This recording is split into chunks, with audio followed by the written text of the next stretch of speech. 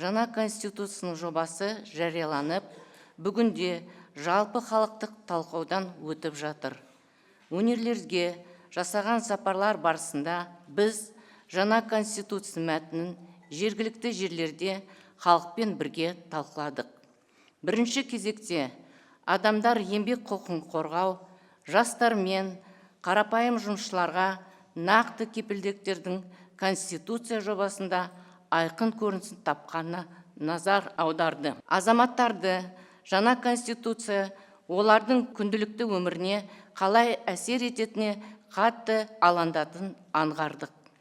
Әлеуметтік желі және бұқаралық ақпарат құралдарында жекелеген мәселелер, әсіресе отбасы мен неке тақырыптарында көңіл талқылауында. Впервые за историю независимости предлагается прописать в основном законе брак как добровольный и равноправный союз мужчины и женщины, зарегистрированный государством.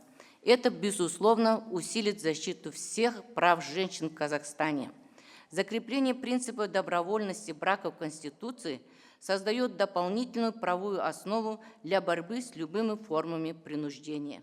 Официальная регистрация выступает гарантией со стороны государства и дает юридическую ясность, защищает права супругов и детей, гарантирует равенство и стабильность семейных отношений.